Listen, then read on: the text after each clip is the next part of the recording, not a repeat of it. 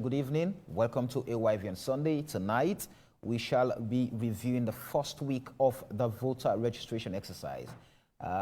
In the studio, I have a star-studded panel to help me unpack the topic for the next 2 hours. I have Alfred Minkailu Kuruma from the Publicity Secretariat of the Opposition All People's Congress Party. Alfred, good evening and welcome to the show. Good evening, Samuel. Delighted to be here. All right. Glad you are back. We should speedy recovery. Thank you. Thank you. I have with me Engineer Kalon, who is the young generation leader of the ruling Sierra Leone People's Party. Engineer, good evening and welcome to Good evening, Samuel. Sunday. All right. I also have with me Reverend James Lahai, who is the National Coordinator for National Elections Watch New. Reverend, good evening and welcome to For Sure. Good evening, Samuel. Good evening, viewers. All right, we await the arrival of the representative from the Electoral Commission, Sierra Leone, the body charged with the responsibility of developing Sierra Leone's voters register and conduct elections. When they show up, we'll definitely hear from them with regards to the challenges that have come up so far in the voter registration exercise across Sierra Leone. Reverend, I'm going to start off with you for obvious reasons. The last time I had you here on this very show, Sierra Leone Decides 2023, you were in Kenema, observing, monitoring the entire process in that part of the country, and there were critical issues you raised based on what you observed. Take us through some of those things and whether or not, before leaving those parts of the country, those issues were addressed. Well, the problem at that time were not addressed.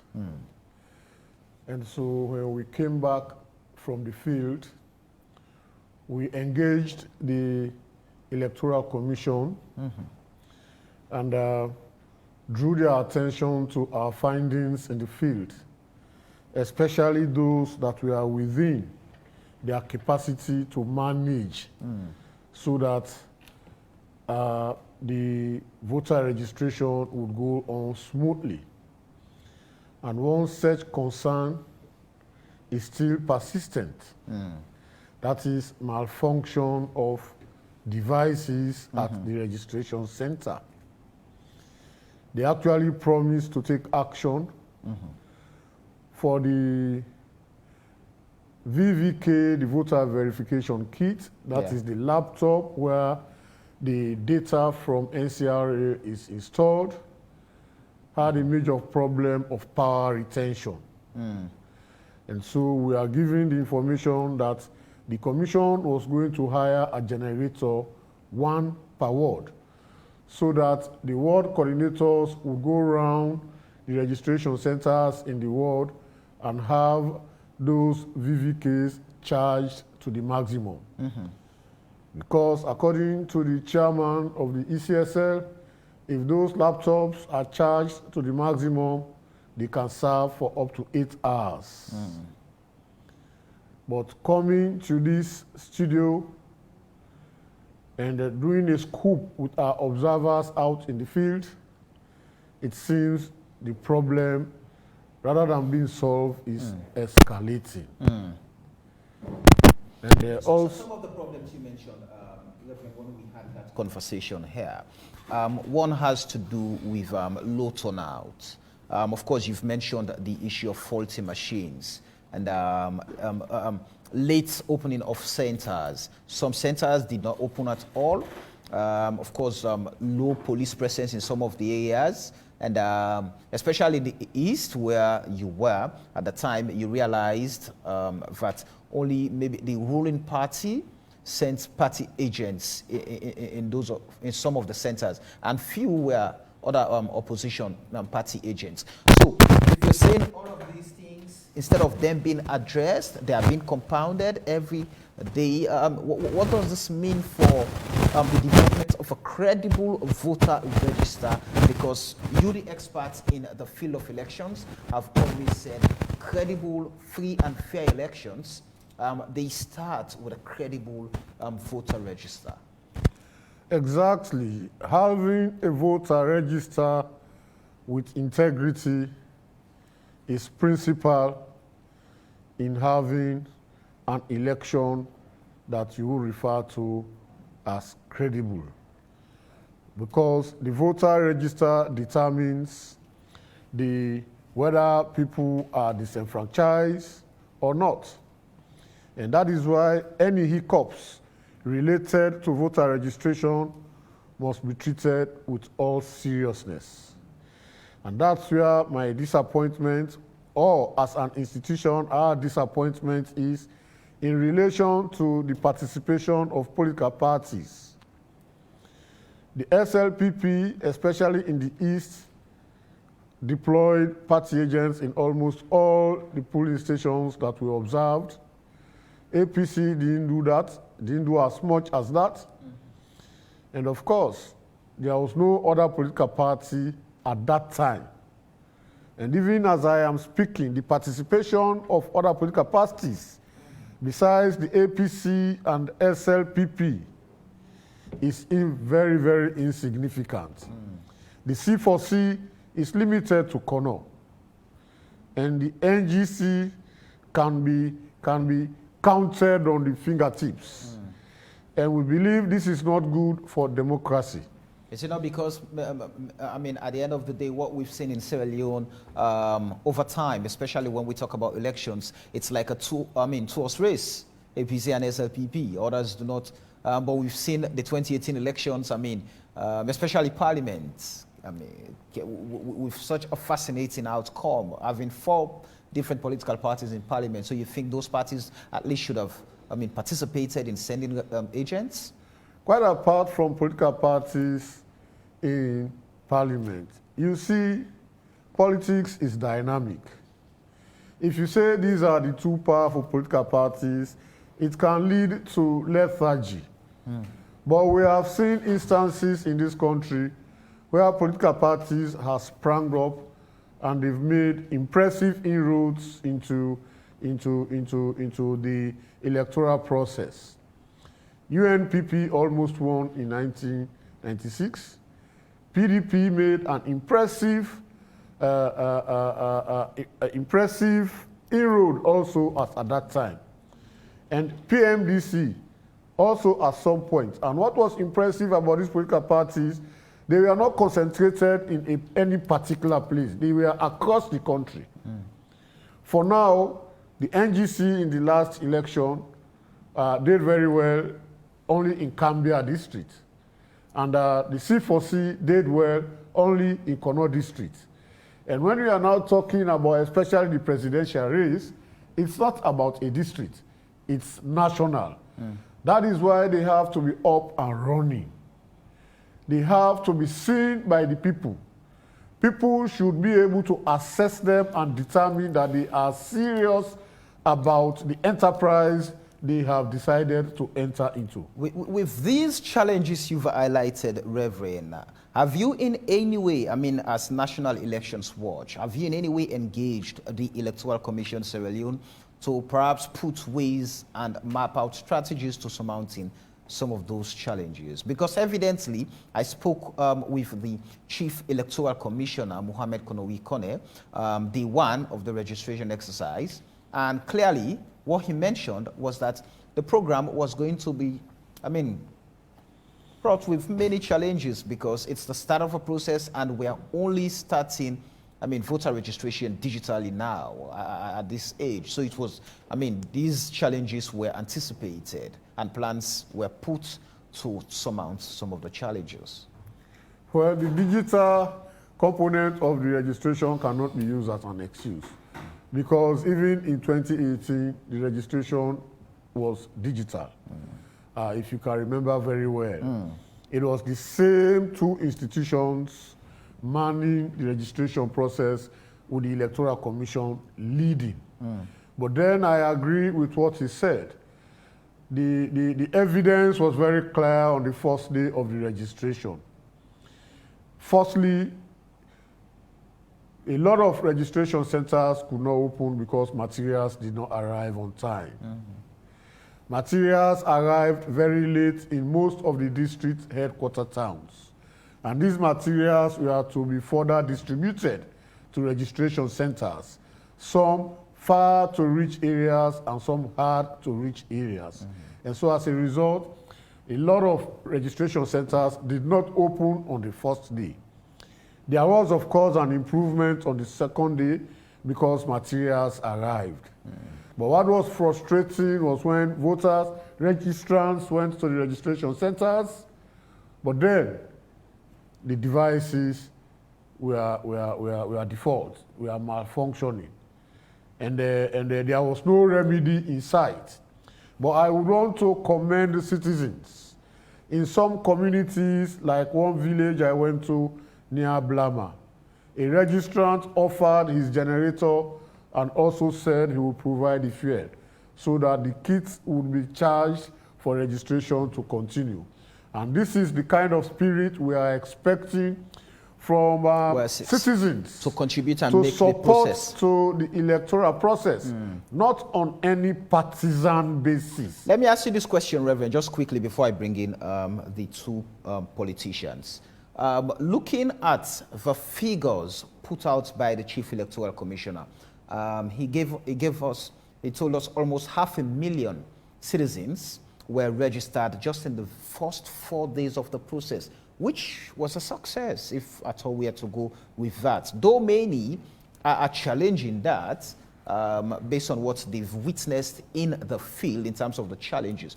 But shouldn't we be saying improvement is taking place? We should support the Electoral Commission to get things done and fix some of the problems as we go along. With just in 4 days, close to 500,000, citizens were registered. I cannot comment on that data.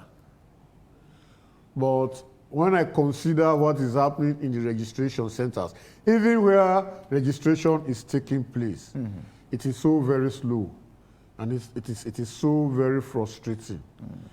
More and more people are going out and flooding the registration centers. But then the processing of the registrants is so slow that this is frustrating registrants.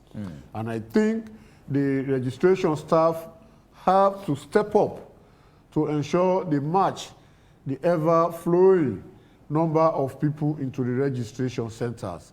So that people do not become frustrated and then apathy steps in to say, I give it up. I'm not sure I'll register this time around. All right, let me bring in Alfred Minkalu Kuruma. Alfred, you're on record for saying you as an individual, during your registration exercise, you spent about 15 minutes to go through the process. And I just read a press statement issued by the parliamentary leader of the opposition belonging to the APC, Honorable Cherno Ramadan Majuba, referencing, for example, the Christchurch Center, where, according to him, the process was put on hold for all day, just few hours, just because registration materials were out. So, and he is saying if in the capital city those challenges are so bold, then what is happening in the other areas outside Freetown, especially the remote areas? What has the APC observed with the registration process since last week, the 3rd of this month, to now? Yeah, Samuel, I want to comment by making reference to some legal provisions. Yeah, what needs to be noted is that the law is abundantly clear. Section 31 of the 1991 Constitution of Sierra Leone, Act number 6 of 1991 is very clear.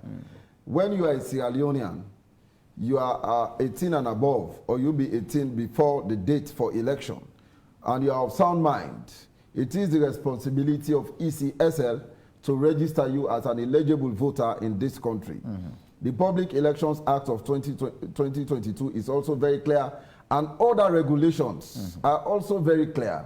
You see, I am seeing the challenges are becoming enormous by the tick of the clock. Every day they are becoming enormous. That is more so the reason why ECSL must take this into account. You cannot change the rules of the game in the middle of the game.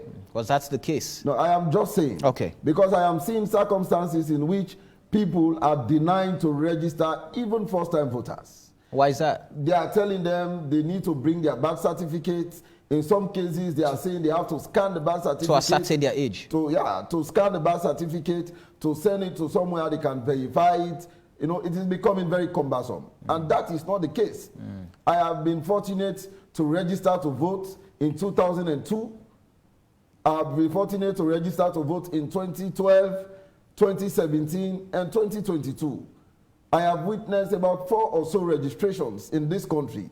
What obtains now is quite different from what used to obtain. My own case, it is an eyewitness account.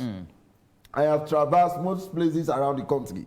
I went to register in Tonkolidi, constituency 052, Ward 175 to be specific. That is Bonkolenken Chiefdom, at a place called Masumana. Firstly, I arrived at 8 a.m. I was there till 1:30 p.m. before the ECSL officials will arrive with the kits. So I waited painstakingly, you know, I waited for them to fix up the place.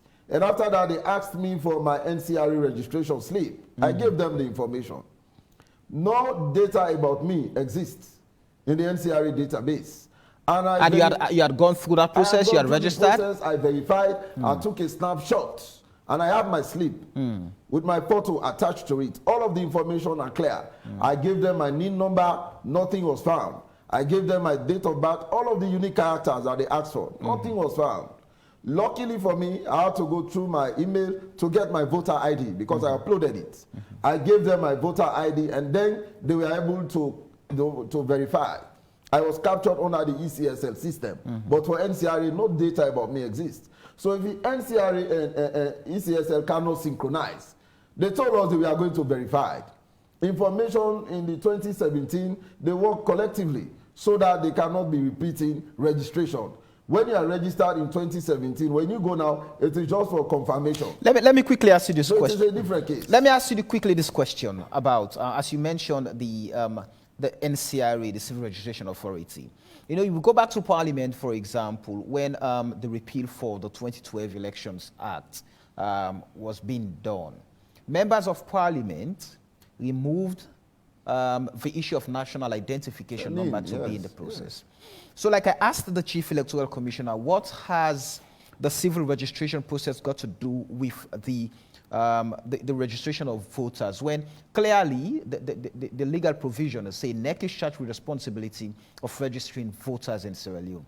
So what was the aspect of the civil registration in the entire process of registration? Well, I mean, you belong to a political party. Yes. Was there any form of engagement as to why NCRA was brought into the process?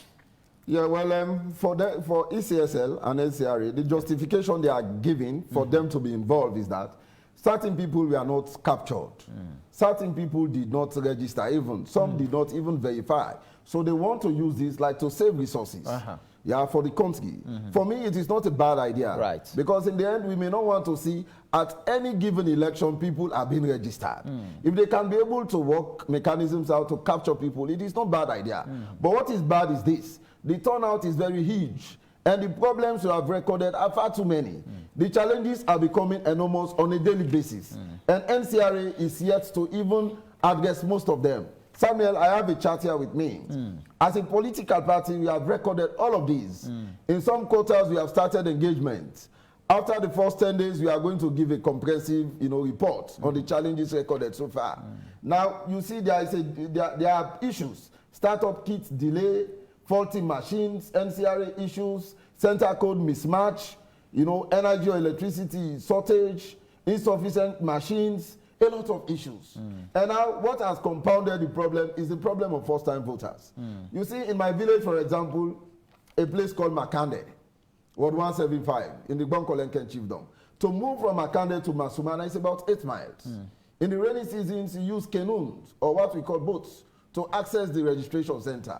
It is frustrating that I was called to be told that a lot of our colleagues, junior colleagues, when they are to be registered, they were turned down. Why? Making a claim that they have not reached the voting age, even though recommendations were made. And what needs to be also made abundantly clear is this. Did they take the normal document to verify that they are of the voting age? When I started, I told you, aside the 1991 Constitution, Section 31, which states you have to be a Sierra Leonean. You understand that? It is very clear. Right. You have to be 18 and above or will be 18 prior to the election date on the day of the election. Yeah. There are other regulations. You know, the drafters of these laws are no fools. They are aware of the fact that not everybody is in possession of a birth certificate.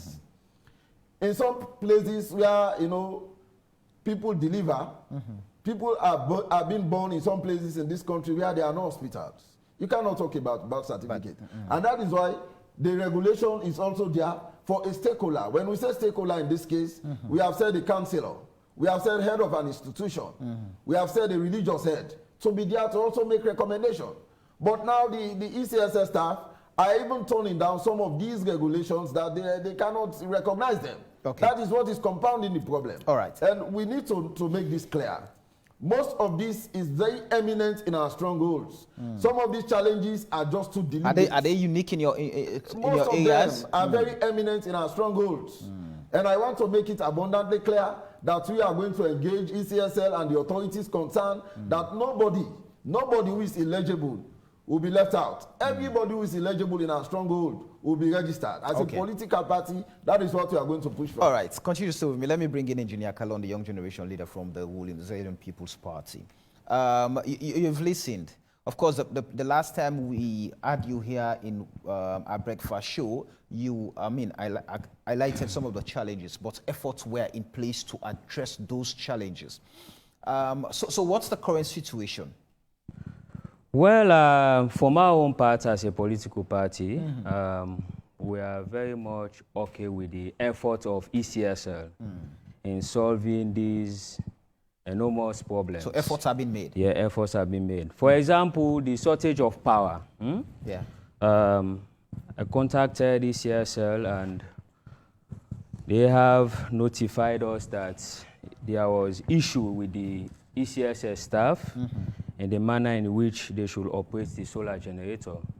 And now that the voter registration started September 3rd, after a few days of the exercise, they are now abreast in the way they use the solar generator. So they are not, yes, they understand it now better. And it was because of that, because when you have a shortage of power and the computer goes off unexpectedly, you know what that means in technology. It has to take time to come back to normalcy. So those were the problems, and now it has been resolved because all of the ECSL staffs are now abreast. They understand the use of the solar generator. And of course, just like the coordinator of NEW is saying, some people are so magnanimous in helping some communities to give power to some centers. Of course, for the malfunctioning of computers, I said here the last time that at that time we contacted ECSL. For example, I'm also coming from Cambia District, my chiefdom to be specific, Okupo, and there were so many malfunctioning machines, and we called all of them were replaced. Today? No, that was the second day of registration. Okay. So they were all replaced. 10 of them were all replaced, and there has not been any complaint of malfunctioning of machines in that part of the country. So when you experience challenges or problems, you contact ECSL, yeah, sure. and the commission swiftly responds to addressing them. Yeah, to address them. So we are okay so far because they have been responding to some of these issues, and they have been solving them. Okay. Of course, in the area of the first-time voters. Yes. Yes, the Constitution is very clear that if someone is a Sierra Leonean, age 18 and above, or will be 18 prior to the date of the election next year, June 24, 2023, should have the constitutional right to be registered. If he or she avail him or herself to register. But you have to prove that you are a Sierra Leonean. Okay. And some of these documents should be a national identity card or a birth certificate. That's very simple. And the same constitution gave room that a pastor, imam, chief, etc., will be able to vouch for people. But however, a chief cannot vouch for 10, 20, and 30 or more people to say this person is above 18 or is 18 or will be 18 in June 24 is very impossible. So Sierra Leoneans should have birth certificate because it is your right. You should have your birth certificate to present it. Have you in any way, have you in any way experienced that? I mean, as a party, the SLP? Oh, because, yes. The APC is claiming here that Oh, this yes. is only We experienced that in struggles of the Kailaon, APC. Kenima, Bo. I'm just coming from Kailaon, Kenima, Bo, Pujom, Bont, Moyamba. And we experienced the same issue. And we told them the constitution is very clear. You have to present your birth certificate or a national identity card. But a chief, a imam, a paramount chief cannot vouch for over 10 people claiming that these people are 18 and above or will be 18. So even if the paramount chief has always been there, has always been around, knowing fully that... It is not possible, even in your household. If you have an extended family, you cannot tell us all the date of birth of all those you housed. It's very impossible. So thinking about a whole section, a whole chiefdom, a whole ward for you to know all of those first-time voters that they will be 18 or they are 18 or they are above 18. So you're saying these challenges, you're saying these challenges are not unique to just the strongholds of the APC, of course. as the APC is claiming. No, this is everywhere. It is everywhere, just like the malfunctioning of machines. It's everywhere. The challenges were everywhere. But what we are happy about is that ECSL is there to solve the problems. Okay, so you're satisfied with the way the Electoral Commission is responding to addressing these concerns? Yes, as a party, we are satisfied. Alfred, are you satisfied? We are not. You know, there are certain things I have to make very clear here. We understand the political dynamics of this country, and that is why we are thankful that we have an independent body in the person of NEW. Right. The National Elections Watch. They have observers in all of the centers.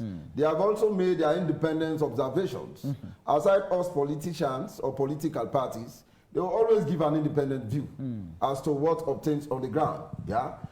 Reverend D say the problem rather than being solved. Before you come into some of those things, let me quickly ask Reverend this question.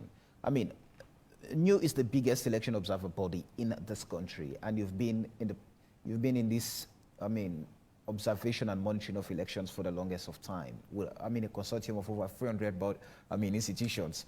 Now, is the Electoral Commission responding swiftly to addressing some of these concerns? I mean, especially when you raise them, when you've gone to the field, you've seen firsthand these challenges, you've brought them up. Are they responding swiftly? And by the way, let me quickly tell those of you just joining us that we still have a spot. We have an empty chair here.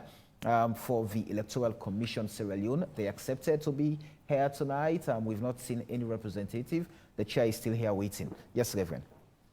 The Electoral Commission is making some efforts. But the efforts is not enough. And the problems still abound. What we should establish at this stage is that in this first phase of the registration process, across the country, days have lost. And so the Electoral Commission should start thinking about that. The registration was to take place for 2 weeks, but some days of that 2 weeks have lost. So they should start thinking of extension of what mechanisms can be put in place so that those who have missed out because of those missed days will have the opportunity to be registered. You see, Samuel, our problem in this country is people put politics on everything. And because they put politics on everything, we keep on missing out on opportunities. The last time National Election Watch was saying, why do we want to go for a midterm census? If you have that money, invest in the NCRA process. The plans for the NCRA process was to make sure that there was a registration process because it has to be continuous. So the plan, according to them, was to have registration going on in every chiefdom on permanent basis. If some investment had been made in that infrastructure, And that permanent infrastructure for, exactly, that registers everything. exactly, we would not have been faced with this issue of first-time time voters and the issue of their ages. Because all of these would have been captured and would have had a database that was ready for the use of the Electoral Commission, Sierra Leone. So you're saying it would have been easier to have that register at the Civil Registration Authority so that even the voters list would have been extracted? It is not the voter list that is extracted. What the ECSL extracts is data of people who by June 23rd, 2023 would be 18. So that data provides the basis for the ECSL to develop its voter register. So what I am trying to push is that if investments had been made in the NCRA process, we would have had credible data with integrity that the ECSL should now be playing around with. Okay. The issue of people coming to determine what their age is would not have arisen anymore because that would have been captured. But give me 1 minute. Yeah, go ahead. Let me speak to the public on some serious damage that they are doing to themselves. Go ahead. People are allowing themselves for their children who are underage to acclaim ages above. Can I hold you there? Let me hold you there. That is something that is very crucial and critical. And I would still want to go and take some clips. We've seen where politicians are promising money, where politicians are giving money to electoral staff at centers. We've seen where people, minors, have been arrested and taken to the police station because of. So let's sit and watch some of these challenges, and we come back to what should be done with all of these things and the politicians being at the center of them.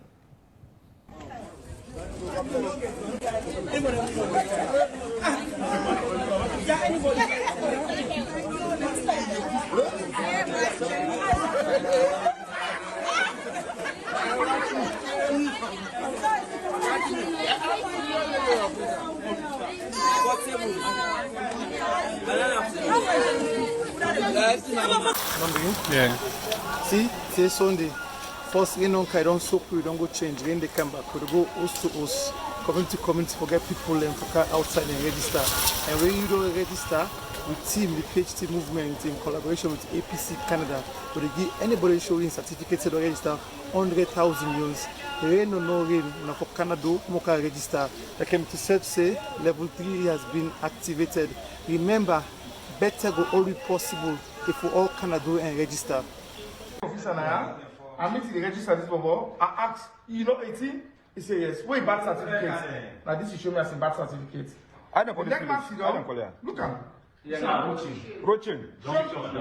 No, Roaching Junction. Yeah? Now imagine if you call this a birth certificate. Not a birth certificate. So where the birth certificate this man show?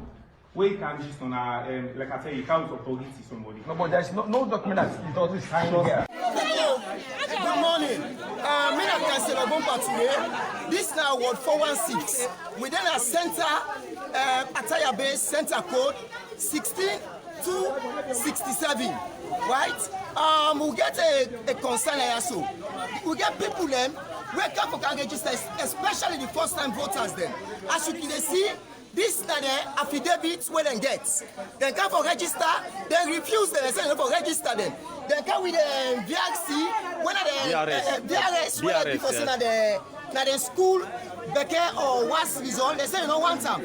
Then the people then go back and go bring an affidavit for let them can register them. They say they don't go register the people them. And when the people them go to the NCRA for go take birth certificate, then they refuse to give the people the birth certificate. So we don't know why make neck. They try for disenfranchise the people them for many people not register, especially the first time voters them. So I they call on the international community, the European Union, may they take a prompt action immediately. Thank you. You know, interesting, very interesting there. There's also another video we're trying to get. The video is showing, I think it's the women's leader of the SLPP dishing out money. Oh, okay, sorry. I mean, dishing out money to electoral staff, as clearly seen, and that has been widely condemned again, thinking that, oh no, this beats the integrity of a registration process. You know, Reverend, I'm going to start off with you again. I know Alfred wants to jump in, and Engineer Kalon also wants to jump in. But I know, please continue to anger. I will come to you shortly. Reverend, you wanted to address or talk about the issue of minors being influenced to go and register. It's becoming worrisome. That we're seeing from both sides, the APC and the SLPP, clearly pushing people to go and register. Some incentives being given financially, asking people to go register. Where are we headed with these practices? Destroying society. That is where we are heading. Firstly, these people who are doing this act are telling us that they are dishonest and they want to come into leadership. But like I started, I want to caution parents who are allowing their children to upgrade their ages so that they can register. The registration is going to capture all your futures, your bio, your facial features, and your details. If you are 14 years and you say you are 20 years, you have added 6 years to your age. In the event where any of your parents die, you will have gone above age, and so you will not benefit from whatever benefit NACIT will be paid to children who are below 18 and are dependent on those people. Additionally, by the time you go through school, get to college, and start to work, they will retire you when you are still supposed to be working. Mind you, any data they are taking now will not change again. And so if you claim you are 20 when you are actually 14, because like even recruiting police, the military, certain job careers, you have age limits. So you are also creating a situation whereby you will be qualified for the job, but because of the age you have claimed for yourself, because you want to go and vote for the politician, you have now disadvantaged yourself. So they are destroying their future to satisfy people who not even want to know about them. But where does this put the process of establishing a credible voter register that at the end of the day would ensure... It is undermining. It is undermining the electoral process. And it is being done openly. This is where we are expecting the PPRC to come out strong, especially where we are now seeing videos, people distributing money, people coming out with videos to say we are paying this, so people go to vote. But in fact, let me tell you, politicians, they don't learn. What guarantee do you have that because you are giving the money to those people, they will come to vote for you? What guarantee do you have? If money can make people vote for you, what happened in 2007 would not have. The outcome would not have been what happened. Equally in 2018, if money is actually what speaks for people to vote, that outcome will not have been what it did. But they still believe people are fools. You know, when you fool the people, they fool you. They will take your money, they eat it, and they don't vote for you. And I will tell people, when they come with the money, accept it. Call for more. Let them give you and vote your conscience. What does the future hold for a credible, fair, and transparent elections 2024? It is bleak. Because these are the custodians of our governance system. And they are the same people who are publicly and blatantly violating the electoral laws. What they are doing now is electoral fraud. It should be punishable by law.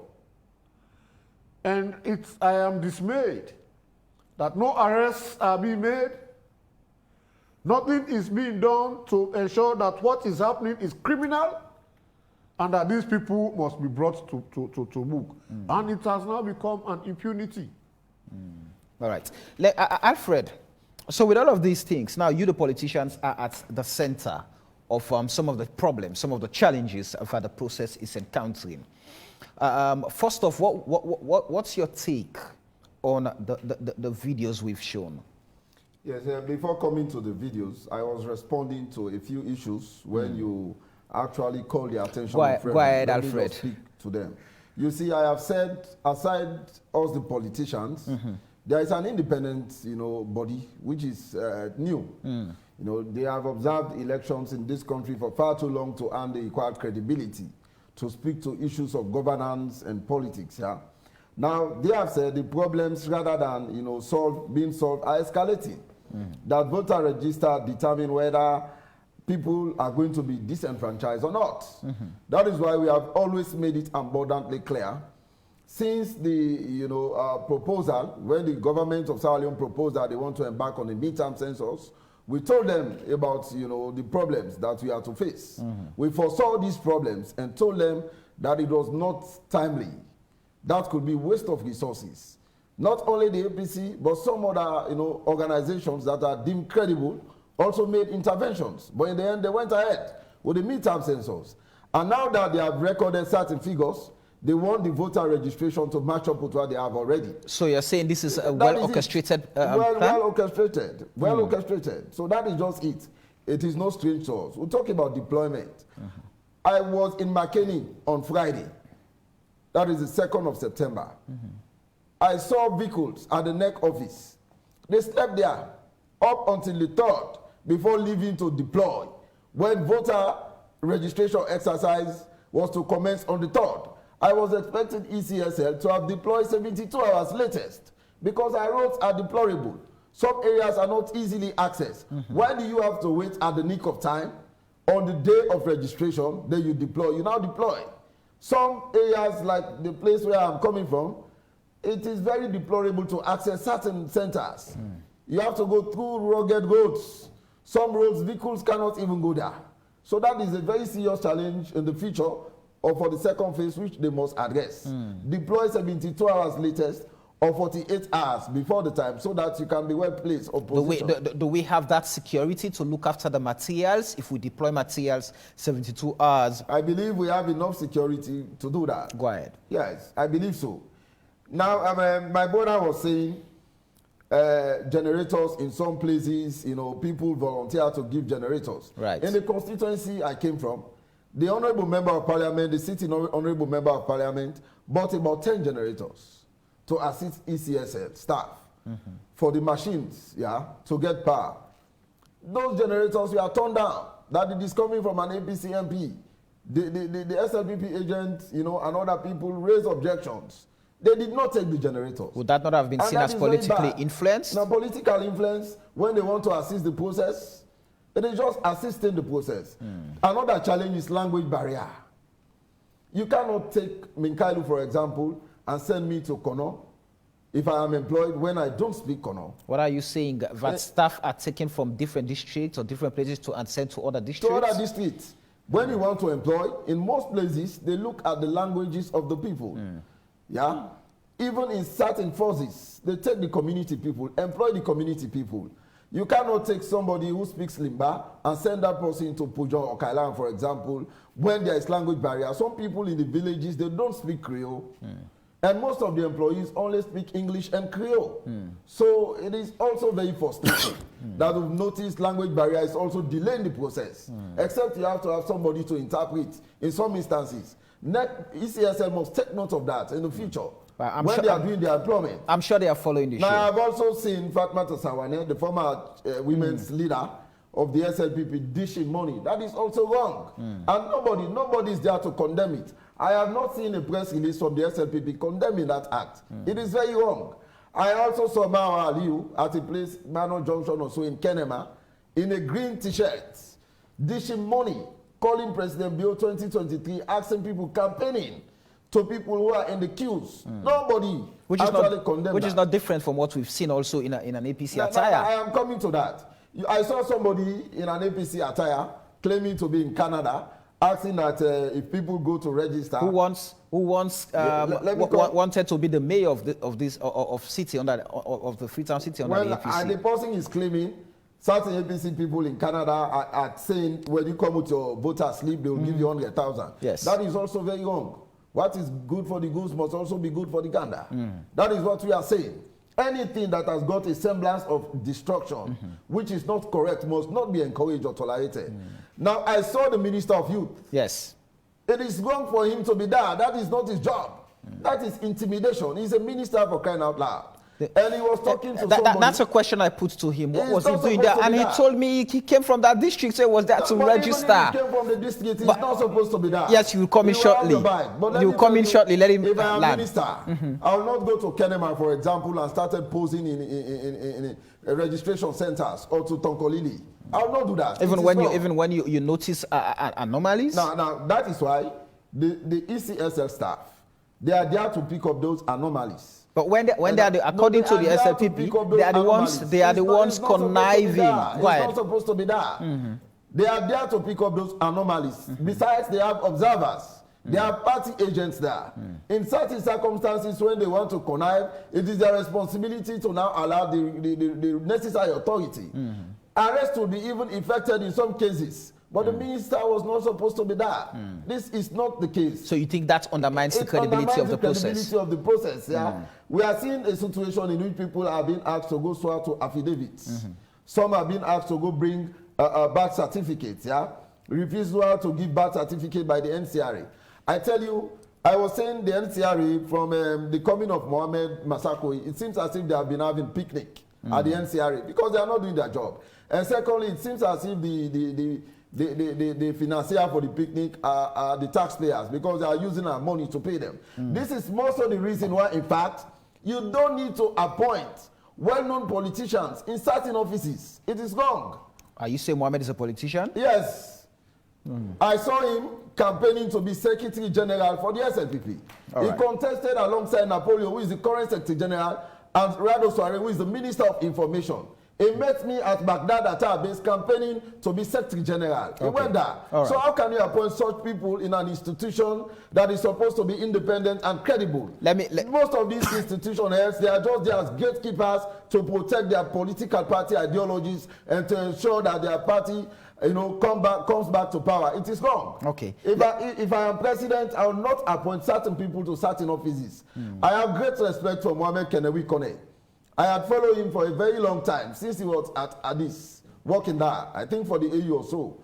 And he has demonstrated the character far beyond reproach. We expect much from him, and we think he should continue doing what is best, and it is in the interest of this country. Engineer Kalon, let me hear from you with regards to the videos that we First of all, I condemn all of those acts in both the two major political parties. Canvassing people, giving them money, it is against the laws, the electoral laws of this country. But I want to make it very clear to Minkalu here that the Minister of Youth have the right to be in that particular center because he is the district young generation leader for Tonkolili, for the ruling Sierra Leone People's Party. And he was elected for that purpose. And therefore, he has mandate to make sure that they monitor the process across Tonkolili district. So that is it. No, but he is representing a political party. So he has the right. Despite being a youth minister, he is also the district young generation leader. And he has the right. So just no. Go ahead. Complain. Of course. To put people under duress. He picked up people were put under duress. a fake birth certificate. And I read a press release written by the leader of the opposition in Parliament. I did not see anything that he used to condemn those fake birth certificates, fake voter registration, underage registration, double registration. He has not condemned that. And these were carried out by the APC? Sure. He was only concentrating on condemning the issue of malfunction in machines, power shortage,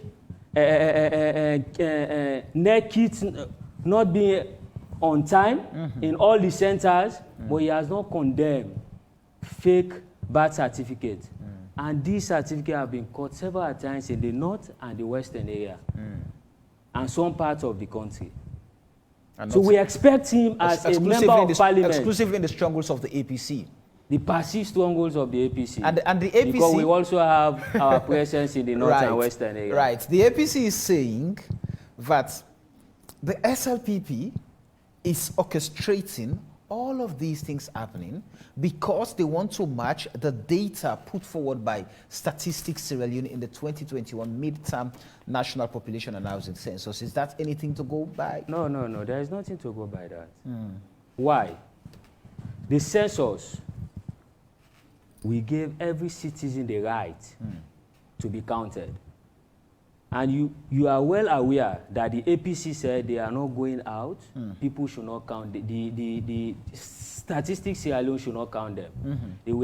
People were beaten, staff were beaten. So how will you expect someone that has not been counted and him or her to be reflected in the statistics of this country?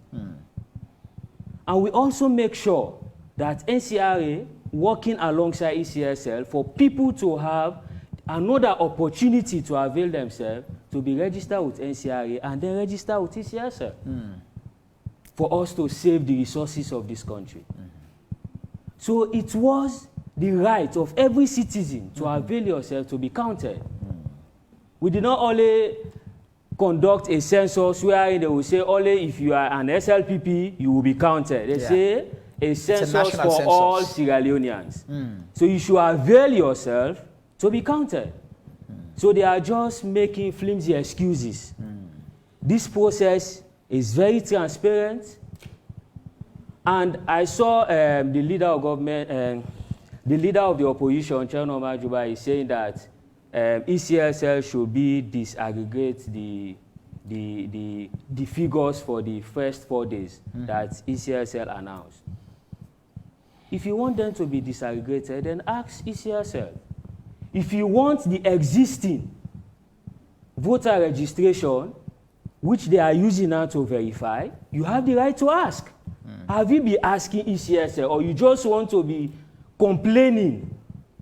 He mentioned in that very press release that he has been engaging ECSL and other stakeholders in the sector to addressing the challenges. But he also said that according to his knowledge, that no political party has been having the opportunity to have these data.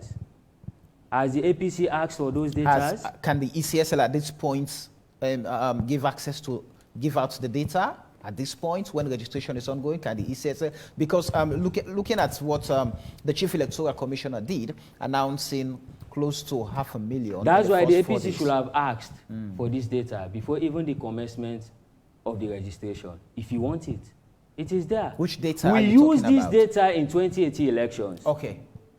The voter register for 2018 you're talking about. Okay. Yeah, for 2018. Okay. We used them. And it was available to all political parties. So why are you asking for it now? The APC is just about complaining. It's just about complaining. Are you saying the APC is just crying wolf or crying foul over nothing? Of course, over nothing. Because you asking for data, at the middle of the game, when you have opportunity to ask for the data before the commencement of the registration, you have the right. You know, there are so many messages I need to take, but Reverend, let me hear from you. The APC accusing the ruling party of a well-machinated ploy to continue staying in power. The APC saying, oh, the SLPP machinated the 2021 midterm census, got figures added to their strongholds, and now the voters' registration exercise should reflect, that perfect plan. It's just part of the plan. The APC, the SLPP is saying the APC is just a crying baby.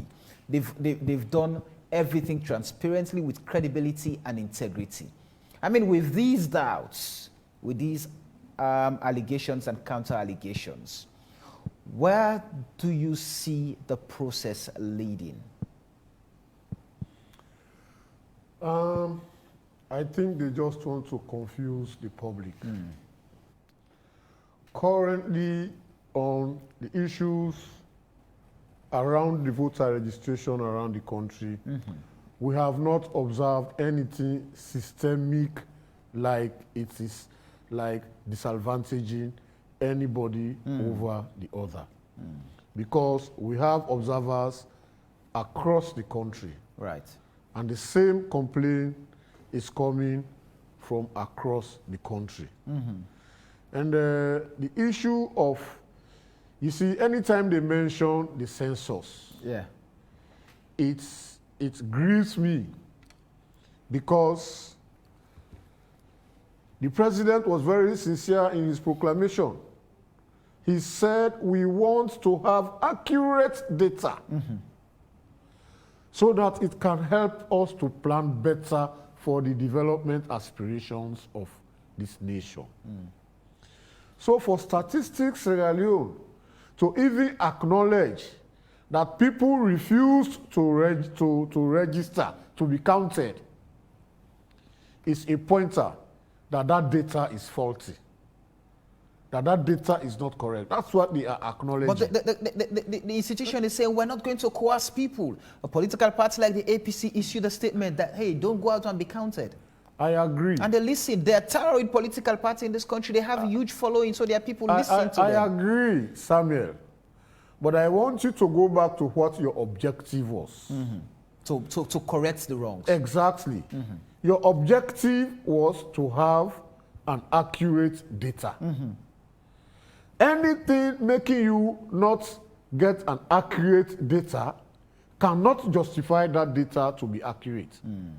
And that's the point. And in essence, you're saying that the APC made that statement in protest that the process was not, being transparent. There were hiccups, there were challenges, and the timing was wrong. And of course, they also they also associated that with the decision of the World Bank. You see, the saving grace would have been the NCRA that was not given the due attention because their process of registration is more reliable. It's concrete. You have face to name. You have biofeatures to name. For census, they look at census night. Right. And census night, where you slept, census, a lot of people will sleep where they don't even normally reside. Right. And people leave their residences too. So but that's what the Constitution calls for. And so, if that's what the Constitution calls for, Statistics Sierra Leone, we believe, is a professional institution. They would have ensured they did everything in their power to get cooperation because they want accurate data. All right, that's interesting. Let me run through some messages, the ones that time would permit me to go through. Albert Joseph Fori needs some help, and when you take off the political lens, we'll see how you can contribute to the show. Boka Isao is saying, so is the guy trying to blame SLPP for the lack of registration involvement from other political parties who are independent institutions. And Grant is saying they have to be up and running for people to see them. But why complain that the two major parties are sending party agents to registration centers? Is that not contradictory, Reverend Lahai? The Reverend is interesting. He mentioned that the APC doesn't seem to have voters registration observers in the SLPP strongholds, but he didn't say anything about the conditions in the APC strongholds. Michael Kuka is saying that. There's Egatin Akpondo is saying, give us areas where people registered all over the country. Young people from 18 to 22 were refused to do their registration. If you can tell us those areas would help. Amadou Mustafa Falawa is saying, Mr. Wise, the two parties recruited their people in the Electoral Commission, Sierra Leone, to bring them their expectations of the result. I spent not 10 minutes because I have nothing to change. All right. The Reverend is stiffly fighting with his, okay, that's not what Bokari said, I'm jumping that. The two parties being criticized didn't stop or restrict any of the other parties from doing the same in calling their party members to go out and register. Centers in Waterloo are refusing to even accept birth certificates, George Thomas is saying. The challenges are there because some people didn't go through the civil registration verification process. Electoral Sierra Leone staff have to do fresh registration. That alone can slow down the exercise. Eddie Grant is saying that. Joe Vande Mustafa is saying, the challenges are so enormous. Seen a lot of videos on social media. Ali Kaba, Fatmata Sawane, and other top government officials interfering with the process. The interesting part is why malfunctioning machines coming from opposition strongholds. This is interesting, right? My brother is struggling with the Constitution and the Public Elections Act. Please read Section 24 of the Public Elections Act. Birth certificates is just one of the 5 alternatives to be registered. Abdul Kabu is saying that. It is possible for you to know the date of birth for your family and family members, man. Okay? We have so many messages, but I'm going to see if time would permit me to take at most 5 more. Ambassador Mike Joseph Kano is saying, it's a crime to give money for electoral staff and a part of corrupt practice. And an act of corrupt practice will the ACC investigate, and even the person receiving the money is a crime. ACC and the police should look into this. Why are people endangering the lives of underage kids to register? This is not a good move at all, Eddie is saying. Why ECSL is refusing to register the first-time voters, which is their right to be registered. Ambassador Mike Joseph Kanu is saying that. There are so many interesting messages. All these politicians that are doing these things, none of them have not been arrested for such crime. And what is our faith in the elections? The parliamentarian's action was good, but he should have donated the said generators directly to ECSL to help with the voter registration. All right, that's from Bokari Sayo. Ronald Georgeton is saying, well said, Reverend, it is indeed bleak. Our two dinosaurs have always used these methods of using money on their electorate due to poverty. Over $8 million have been pulled towards this registration process, and yet there are bottlenecks for people getting registered. If you as a ruling party believe you have nothing to lose come 2023, then why are there these impasse? APC SLPP should remember you can't fool the people anymore. Sierra Leone needs to do better for its people in over 61 years. Surely. Amadou Kabwe is saying, until the last days of the registration, ECSL see people in the queue. I believe ECSL will be magnanimous to extend APC. To extend. APC is just making unnecessary claims because they have seen defeats. This is interesting. Let me take 3 more messages. It's unfortunate we have hundreds of them, guys. Our only solution to all these complaints and hula Balu is a digital system, a secure database that would capture everyone from childbirth, or else these problems would always happen. They say. Dauda Issa Dimbundu is saying both APC and SLPP fail us, and the only love they have for Sierra Leone is for their political parties. All right, Dauda is saying he's watching from Algeria. Okay. Samuel, SLPP guys are bribing the ECSL staff to do their messes. All right. Ben Jamin is saying maturity begins when drama ends. That does not speak to anything. Engineer Kalon, first-time voters are being rejected in Cambia to register. That's from Musa Al-Hassan Kamara. Guys, I have to hold the messages there. There are so many, but we have to respond to them and find practical ways of addressing the challenges. I'll start off with you, Reverend, with the comments that I have gone through on Facebook. There are 4 comments that I'm actually interested in. Go ahead. The issue of APC and SLPP deployment of observers at polling stations. The person is saying I didn't mention about APC deployment in their stronghold.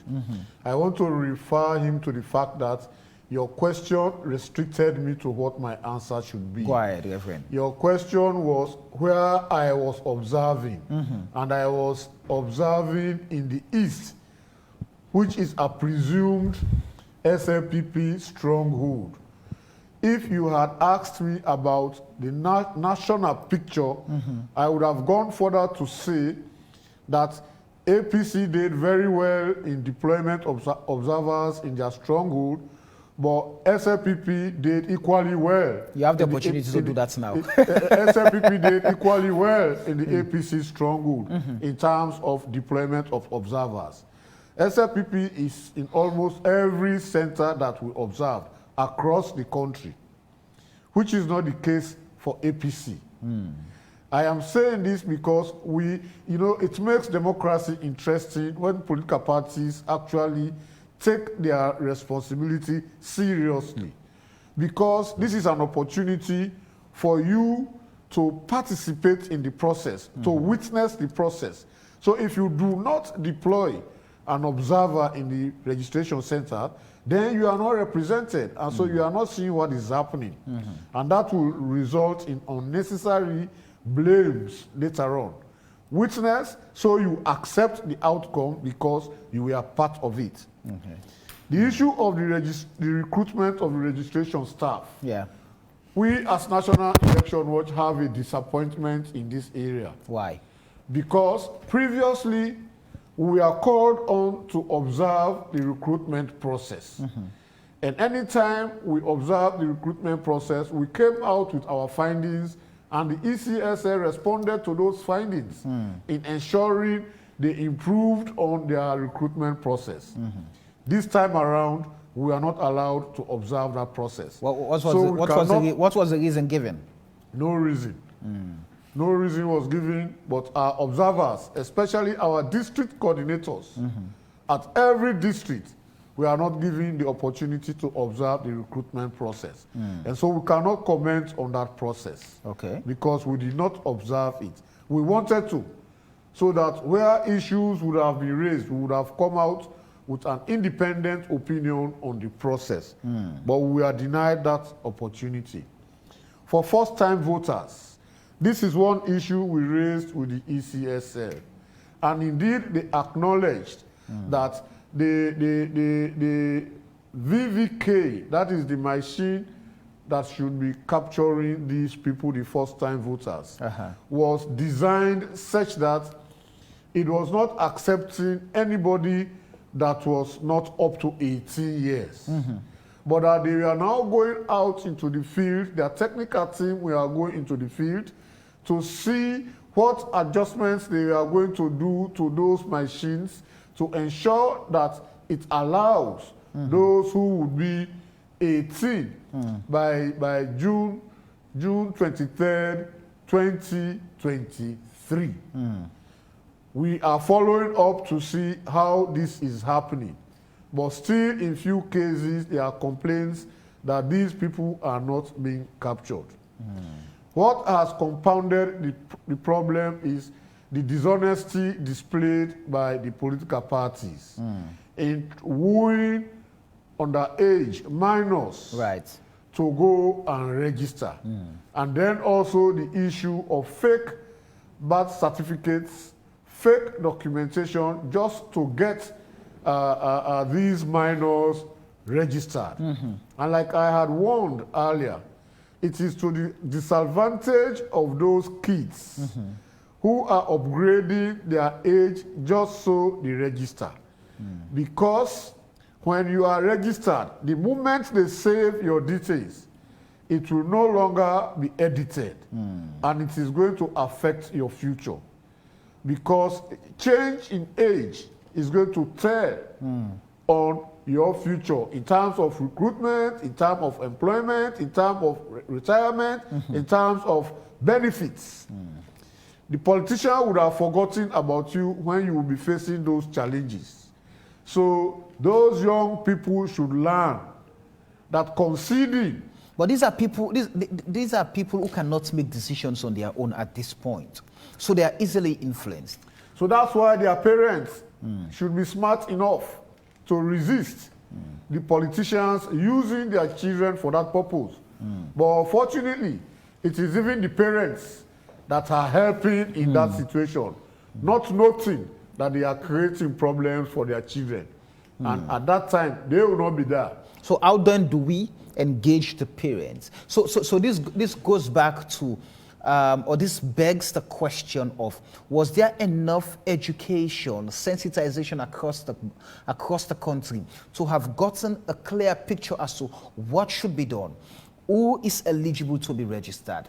What one should do when you go to the station, to the polling center, to the registration center, and all of these things. I mean, did we have that engagement with enough time to have given some form of orientation and education to Sierra Leoneans?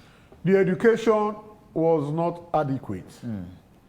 But that besides, even where it was going to be adequate, dishonest politicians would still undermine the unscrupulous process. ones. Yes, they will still undermine the process. But actually, the education was not adequate. The education did not get down to communities. And because people rely only on the radio, and at times they say we have taken town criers, and these people are not monitored. You employ somebody, you give a megaphone to the person, and you say the person should go and work. And there's no monitoring mechanism to ensure that this person is working.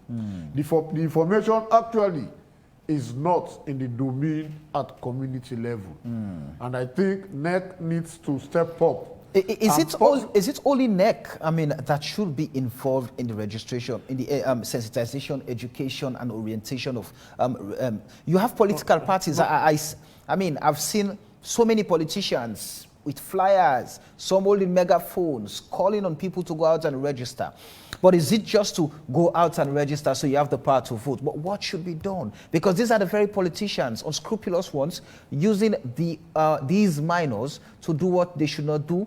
In fact, doing things that constitutes electoral fraud, paying, bribing electoral staff and other people to go in and do. You are very correct, Samuel. The sensitization, awareness raising should not be limited to the ECSL. The political parties also have a responsibility. They are like trying to do that, but they are also breaching the law in the process, because their education is a campaign. They are hiding behind education on the voter registration to campaign. And our electoral laws ban any campaign until next come out with a campaign schedule. But you hear these people go vote and go register and vote for Madabu. Go register and vote for APC to come back to power. And that is campaigning. Right. And I wonder what the PPRC is doing in all this. The PPRC should wake up. A lot of these things that are happening are things that the PPRC should manage. But then we come back to what is hindering.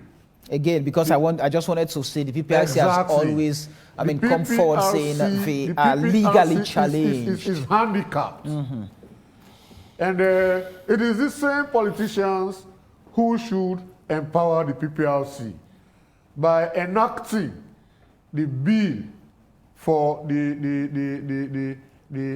regulate. That gives powers. Exactly, powers the prosecutorial powers to the PPRC. But these people don't want to be regulated, you know. And so the thing goes to Parliament, it is delayed, it is dragged, and it is not passed. This thing should have been passed at the same time that the Public Elections Act 2022 was passed. Again, Reverend, it's the Electoral Commission Sierra Leone living up to expectation. Because at the end of the day, it's the body charged with the ultimate responsibility of getting things done, getting the voters register, in a credible, with manner, with integrity and transparency that all can accept at the end of the day. Already, if the political players, are raising issues, crying foul, or thinking that the commission is being politically influenced, then it appears 2023 will be, a turbulent period. The ECSL needs to go back to the drawing board. Open up. Get more players and be inclusive in their activities. Even if these problems are there, but then people were part of those processes, nobody would blame the ECSL because it would have been an inclusive activity. Right. ECSL cannot operate in a vacuum. ECSL is dealing with a very sensitive issue, managing a decision of who should be in governance. They have to be very open about their processes. Closing up is going to give them big-time challenges. They should not operate in, their activities should not be shrouded in secrecy. No way, it will not work. Because at the end of the day, they are going to be found wanting. Let me hear from Engineer Kalon with regards your responses to the messages that came in earlier, if you have any. Yeah, first of all, there was a comment that says we are struggling with the Constitution, that it's not only birth certificate. I said that you should present birth certificate or a national identification card. Right. So that you'll be able to be registered. My point here is that someone there in the video you played is saying they presented an affidavit. They also presented a school leaving certificate or whatsoever. Those are not the documents stipulated in the laws of this country. First of all, we have to identify you if you are a Sierra Leonean. And those are few documents you use to identify yourself. That's why we give chance for NCRA to do their process. Some people did not take the opportunity to make sure for them to be registered with NCRA. And using minors, faking birth certificates, faking voters registration just for minors to register, I expect the parliamentary leader of the APC to have stated it in their press release. So you're saying ignoring it shows that they are in the act. Oh yes, they ignored that particular segment.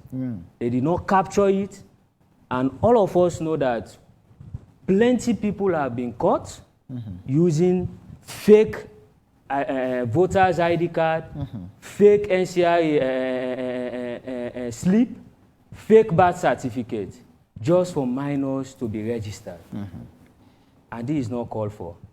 We'll give an example. In 2007, I was unable to vote because I was not of the age. At that time, I was pursuing going to the university, but yet I was not 18. So I did not avail myself to be registered. When the time was right for 2012 for me to register and vote, then I did.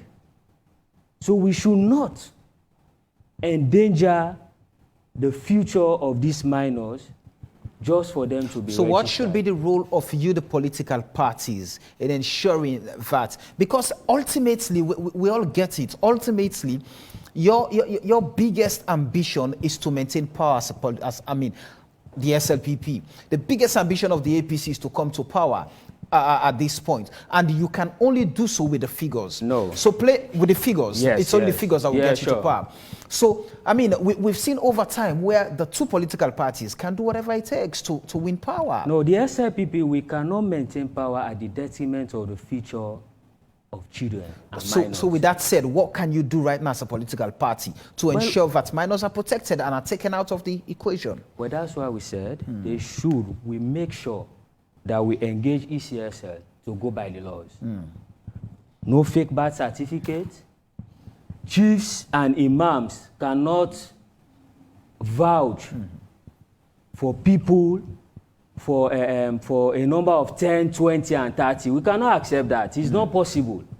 No chief can tell us that. A section chief can tell me that you have 10, 20, 50 children. You can vouch for them that they will be 18 next year, June 24.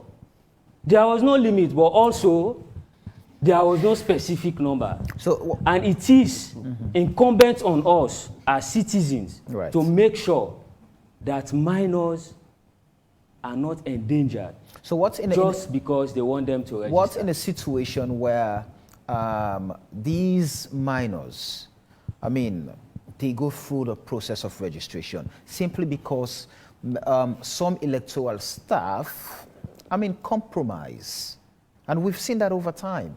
We've seen staff from NEC, the National Electoral Commission, then being called out because they served as accomplices. They've compromised the processes of registration and even voting in by-elections. We've seen that. So how would you, the political parties, who are the major stakeholders, ensure that people who are recruited, I know definitely, it's difficult to tell, but NEC always does, the commission always does background check to understand that. You who are being recruited, whether you're APC or SLPP, when you are recruited, we know you think Sierra Leone and you act Sierra Leone. Well, first of all, we have to be sincere to this nation as political parties. Right. Putting country above party.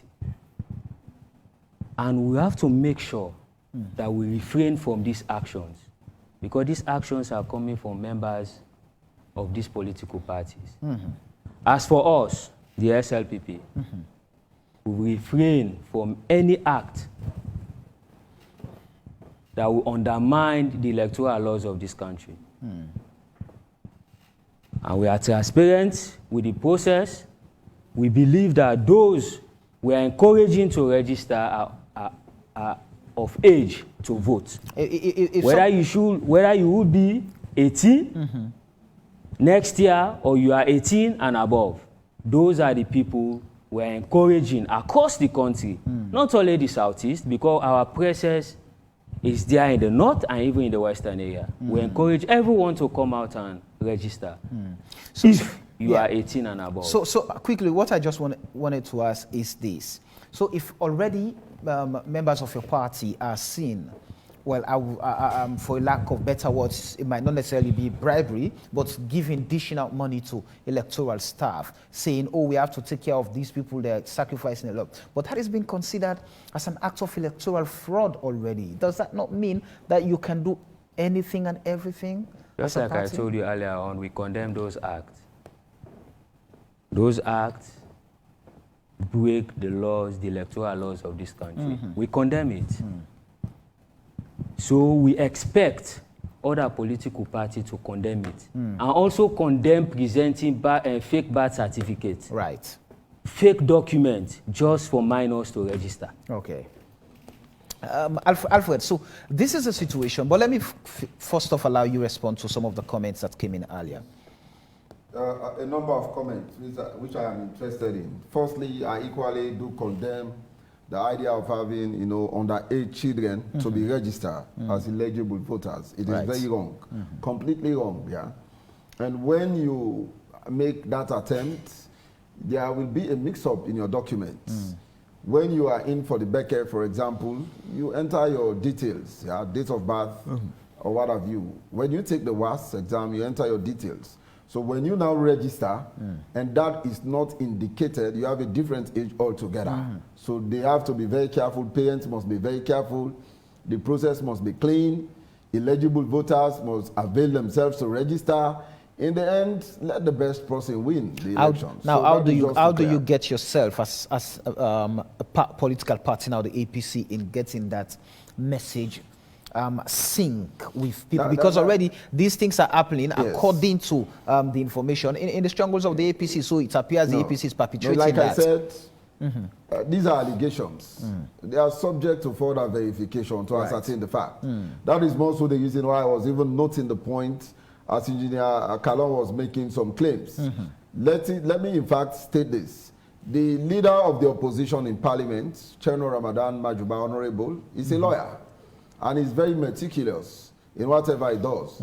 He cannot now come to say there are, illegal birth certificates or fake birth certificates when he has not got the fact before him. He cannot state that in his press release.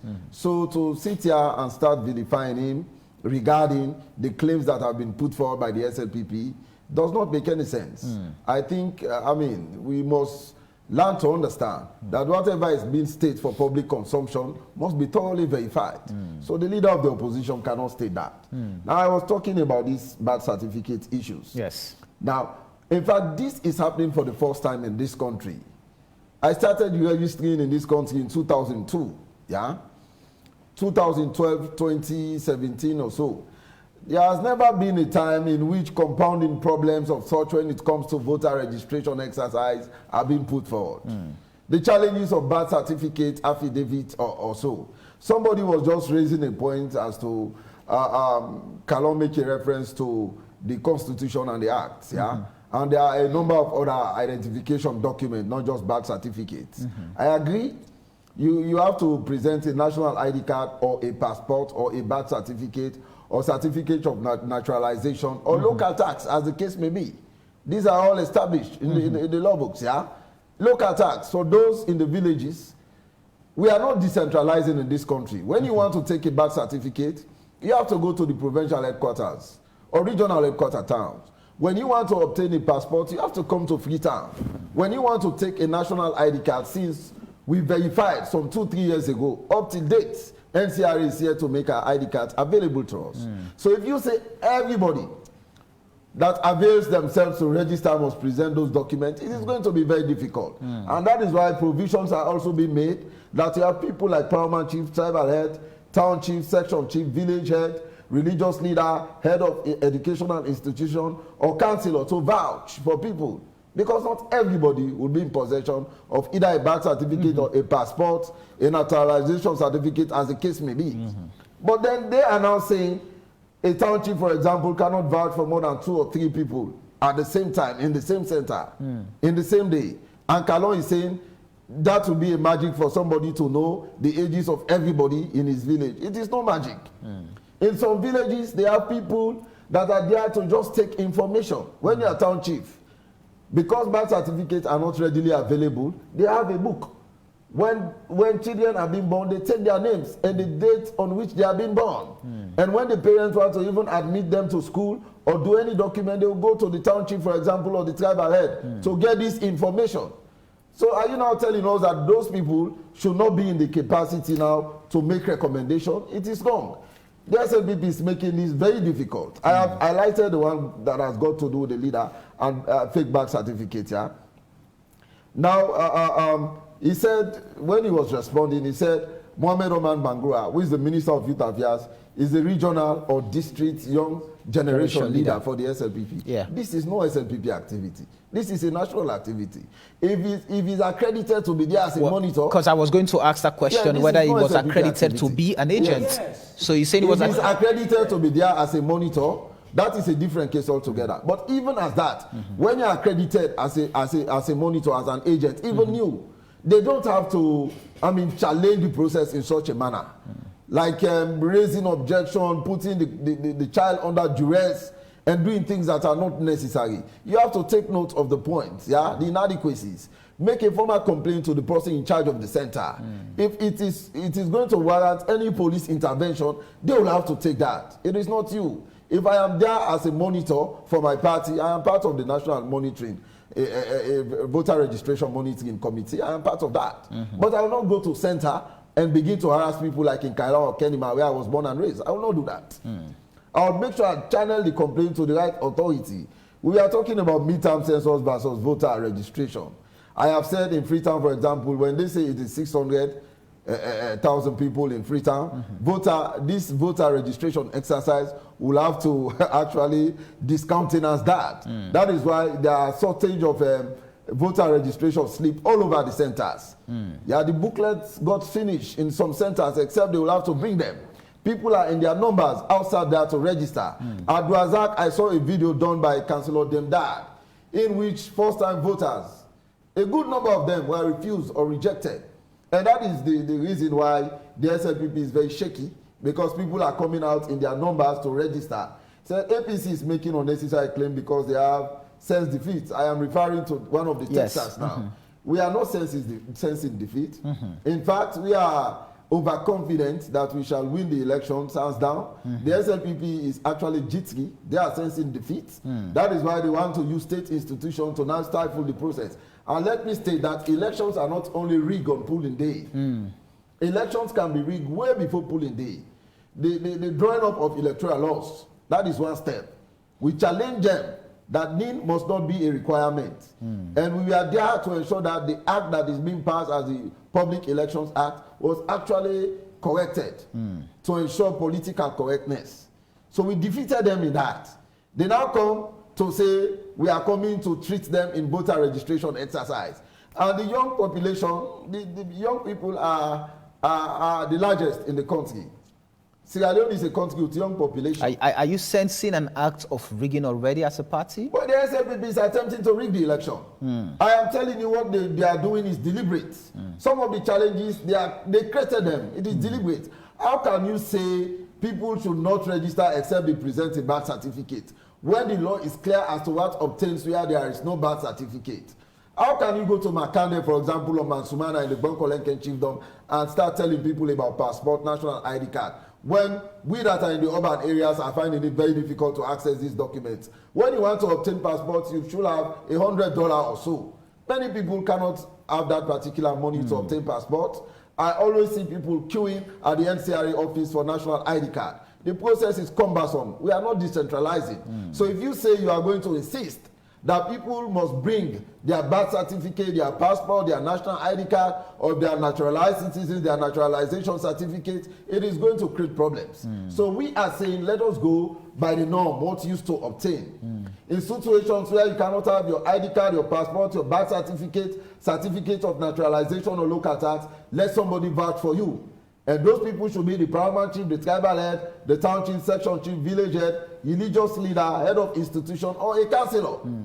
This is what used to obtain. In 1996, well, some of us, we are not eligible to vote, but we read that the complaints for registration were not too many as they are today. In 2002, they cannot be compared to today. Talk less of 2012 and 2017. Why is 2022 is different from all of the other years? Is it that the SLPP, because they have failed in their manifesto promise, they are now jittery that they have been shown the exit door? I want to plead with my brother, Engineer Kalon, to talk to his political leaders to see how they can stay off this electoral process. Let us allow a fair play. In the end, if the elections are credible, if they are conducted transparently and they are fair, if President Bio is again able to command majority in the ballot box, the APC will accept defeat. But if we sense that there are electoral malpractices, that the election is being rigged, that our voters are potential voters, eligible electorate are prevented from registering, the APC will not take it light. It will not tolerate that. Reverend, this means you have to brace up. And Sierra Leone as a state must brace up. Because if the SLPP is accusing the APC accusing the SLPP. The 2023 elections,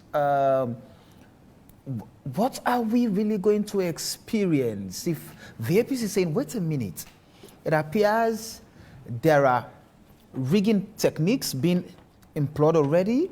The APC, the SLPP is, well calculated in implementing that.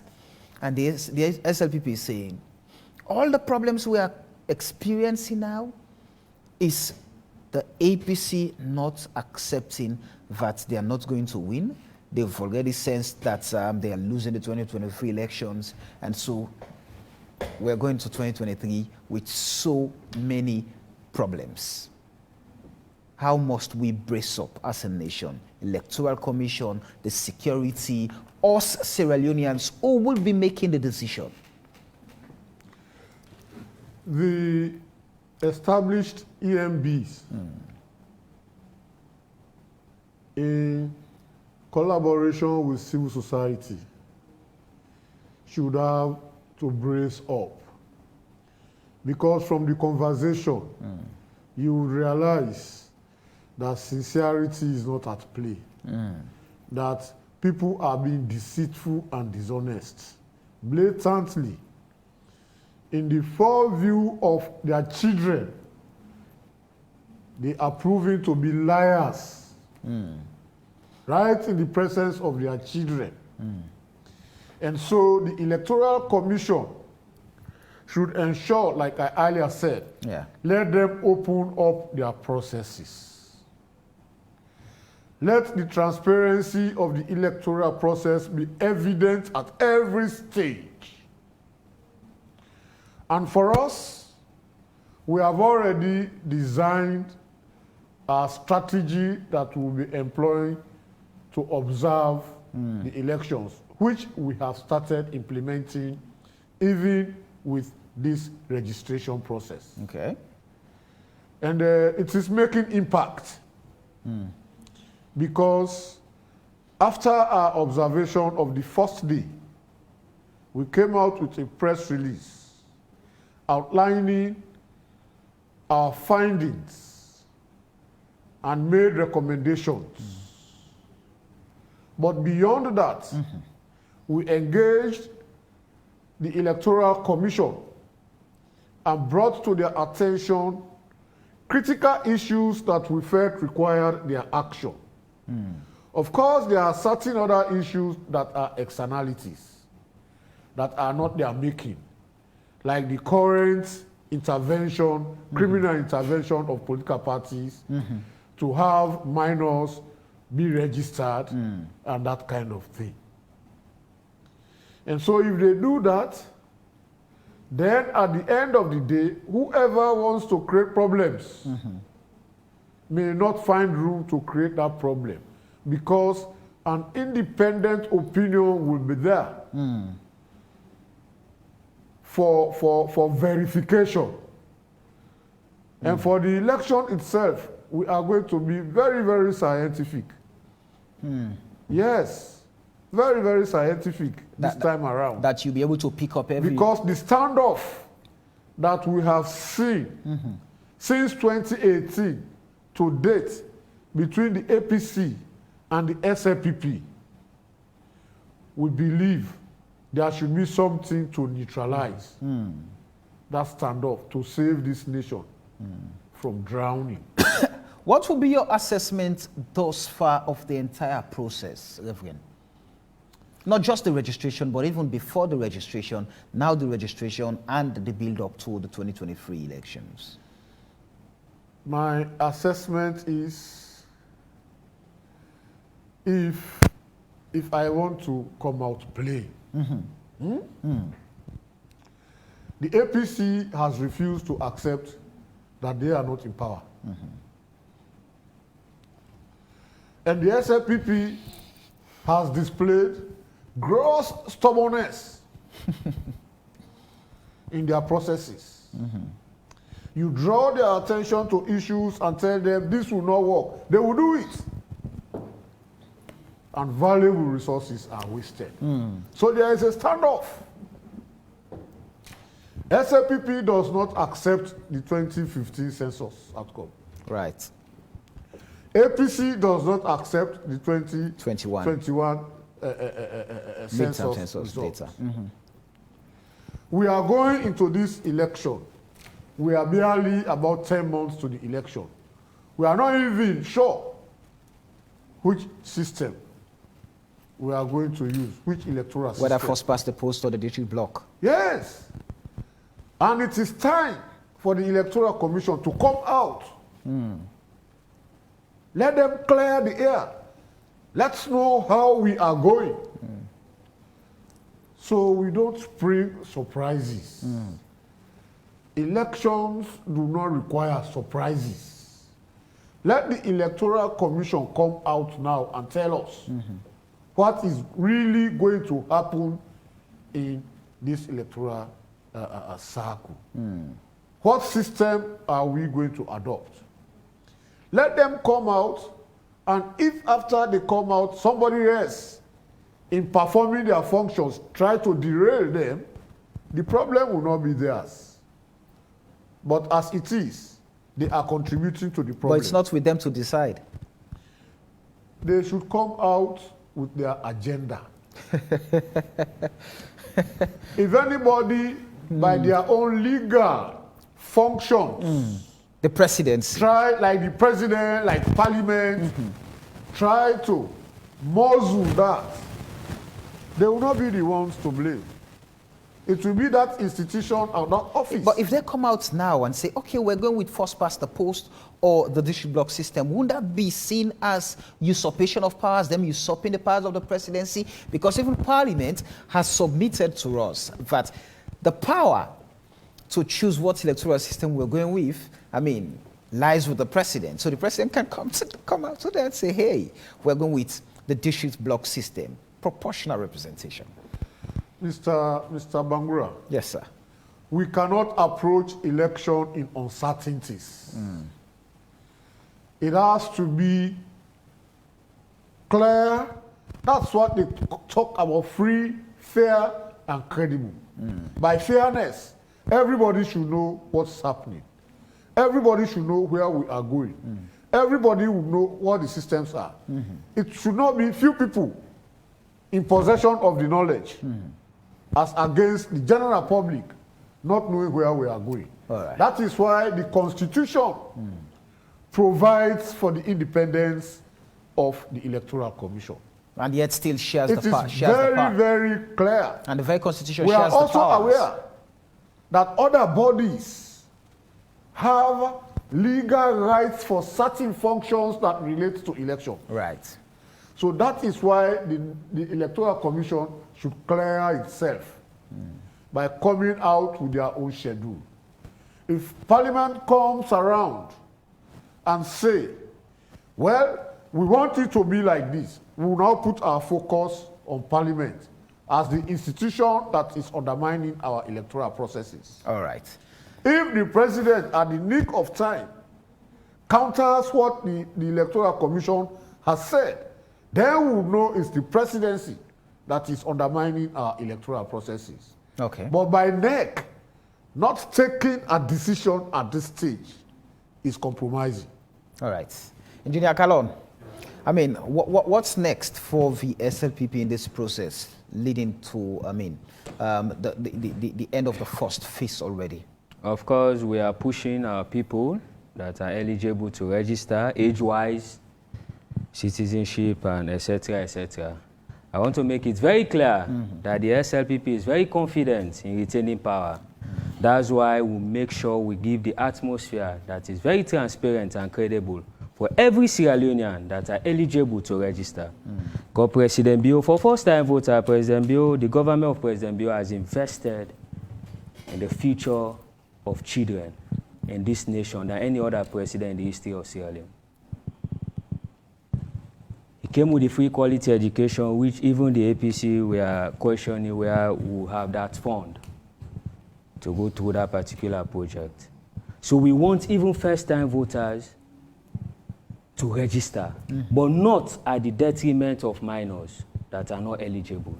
Those that are eligible, we encourage them to go out and register because we know what President Bio has done for their future. They will vote him for his second term. So we are very clear on that. And the APC should not be jittery. This process will be credible, free, and fair. The elections is going to be credible, free, and fair. What will be the message to those members of the SLPP who are campaigning right now, whose actions are undermining or threatening the smooth process of voter registration? Well, I encourage every member of the Sierra Leone People's Party to refrain from breaking the electoral laws. Let us maintain peace within the confines of the laws, so that the process, the registration process, will go smoothly. Okay. And as it is, when you look at the figures for ECSL, for the 4 days, they say we've registered 415,465. This is a very good number. And today, I overheard the press conference for the chief electoral commissioner saying they took an average of 60 registrants per center. Checking that, then we'll hit our target. Because we have a target for NCRA, those are supposed to be registered about 3.5 to 3.8. This is the range. And we're going to hit that target. Okay. People are coming out to register, but we only frown at those that are encouraging minors to come out and register, those that are presenting fake documents. We will not tolerate that. Okay. Alfred? Yes, I want to respectfully disagree with some of the statements made by Engineer Kalon. See, the SLPP is refraining from doing anything that will undermine the electoral process. Yes. They are undermining the electoral process. You know, they started undermining it ab initio. How can you even think of appointing somebody who is, you know, a card-carrying member of your party to be head of NCRA, somebody that has contested to be Secretary General of your party? That is undermining of the electoral process. Yeah? How can you employ based on political lineage at ECSL? It is undermining of the electoral process.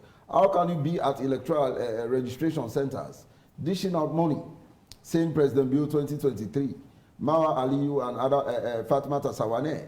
These are non-SLPP supporters. It is undermining the electoral process. I think if we want to say we don't want to undermine the electoral process, these are some of the things, yeah? He has condemned that. Yeah, but it is happening. It is not just a matter of sitting here condemning it. For him, it may be genuine, but I'm talking about what he's obtaining right now. He may be genuine, yeah? He's a gentleman whom I have respect for. But I'm just saying what is obtaining on the ground. On your part, you also have people, unscrupulous politicians. That equally. Nobody should interfere with the moving process. forward. Yes, allow people to register genuinely. Don't influence them or induce them using money. There will be time for campaign. Now the message should be, when I go to tell people to register, I tell them the benefits. When you want to go for your passports, you'll have to be a registered person in this country. When you want to obtain certain documents, you want to travel overseas, you have to be registered. These are the messages some of us are preaching. Not to say, come vote the APC. When it is time for a declaration of campaign, they will go out and campaign. But for now, tell the people the benefits that they should have when they register. APC is refusing to accept that they are not in power. So say, Reverend. We are in the opposition. We have accepted that long ago. That is most of the reason why President Nkrumah was at the National Stadium during the handing over ceremony. He handed over power. You know, President Bill was congratulated. He peacefully handed over power to President Bill with a handing over note as to the state of affairs he was leaving the country with President Bill. So we accepted that, yeah? That is why we are doing everything as a responsible opposition to come back to power through the ballot and not by any means. Let that be made very clearly. SLPP is creating the enabling environment for everyone to be registered, including the first-time voters. So say Engineer Kalon, I disagree. In fact, you are creating more problems for the first-time voters not to, you know, have the opportunity to register. I don't see the need for the free quality education to be mentioned, but I want to also state that the free quality education is an abysmal failure in this country. That is just too clear. They have promised and they have failed to deliver. Okay. Let me take this final message from Dr. Freddie Lawson in the UK. He's saying, why are Sierra Leoneans struggling to carry out a very simple registration exercise? This is a very simple exercise carried out in many other countries as a matter of routine. This is kindergarten stuff. The issue of chiefs and other people verifying the ages of people is a joke and cannot be legitimate. Who is held responsible when they get it wrong and deliberately manipulates the process? With the litany of irregularities, malpractices, etc. highlighted so far, this should render the whole process not fit for purpose. All of these anomalies are a representation of a broken society where wrongdoing is accepted as normal practice. I can see trouble ahead. All right, well, we pray that we're able to avert the trouble. Thank you very much, and this is all we have time for, and this is why we end tonight's program. Many thanks to you, the panelists, for honoring our invitation and for being part of the conversation. We do apologize for the conspicuous absence of the representative from the Electoral Commission, Sierra Leone, to be part of the program. Many thanks to you, our viewers, for sending your comments, and many thanks to our listeners. We're sorry we couldn't read all of your messages. A repeat of this program comes up on Thursday at 10 p.m. Be sure to catch a fresh edition of the program next week. Up next is our AYV Primetime News. My name is Samuel Wise Bangura, and the show has been AYV on Sunday under our flagship elections program, Sierra Leone Decides 2023. Until then, take care of yourself and have a great night.